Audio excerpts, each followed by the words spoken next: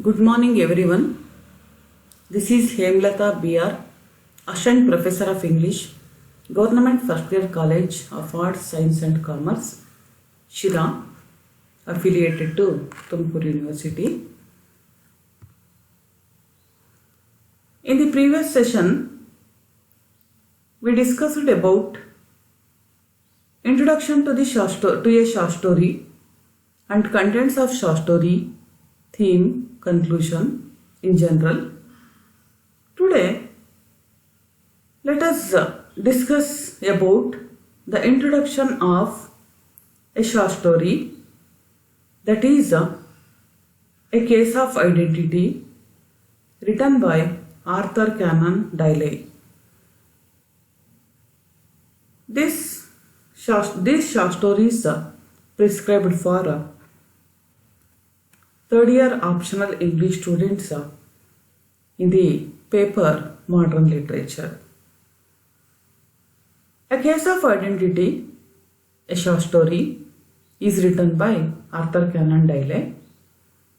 A Case of Identity is one of the 56 short stories of Sherlock Holmes written by Sir Arthur Conan Doyle and is the third story in the adventures of Sherlock Holmes.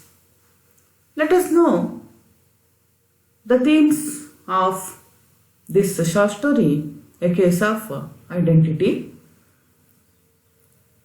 Theme is Victorian woman. It is not rare in Sherlock Holmes stories to be confronted with what the patriarchy of the day held to be true of Victorian women. Both Holmes and Watson, as well as Miss Sutherland herself, uphold this theme in A Case of Identity. Watson starts with a physical description of the woman that leaves the reader with a picture of an almost over-the-top damsel in distress. He describes a large woman, fancily dressed in a large fur boa and an even larger hat complete with a huge superfluous red feather. She seems imposing, and yet he continues to speak of her peeking out from under her hat nervously and shaking on the street with indecision. Although she was confident enough to dress conspicuously, the truth of her is buried by her childlike behavior on the street. Now, let us know the plot summary of the story.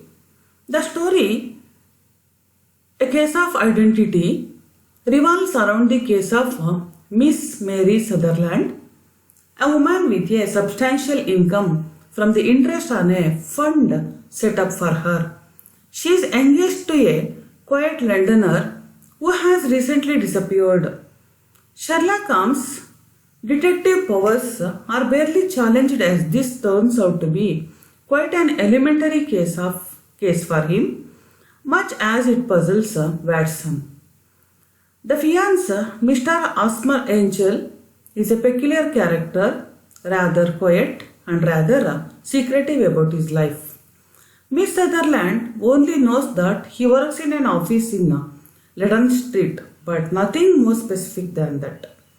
All his letters to her are typewritten, even the signature, and he insists that she write back to him through the local post office.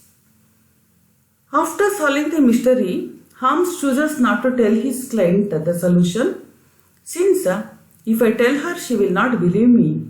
You may remember the old Persian saying, there is danger for him who taketh the tiger cub, and danger also for whoso snatches a delusion from a woman. There is as much sense in Hafiz as in Horace, and as much knowledge of the world. Holmes had earlier advised his client to forget Mr. Angel, but Miss Sutherland refused to take Holmes' advice and vowed to remain faithful to Angel until he reappears for at least 10 years. Holmes predicts Windibank will continue a career in crime and end up on the gallows.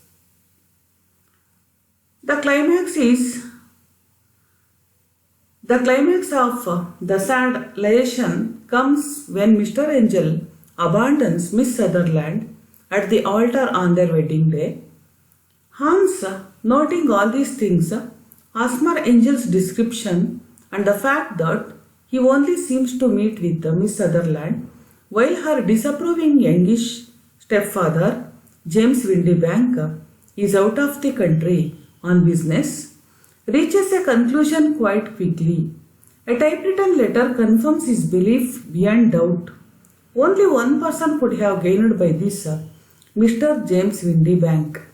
Holmes deduces Angel had disappeared by simply going out the other side of a four-wheeler cab. This is the introduction to the short story, A Case of Identity. Let us discuss a short story, A Case of Identity in detail in the next session. Thank you.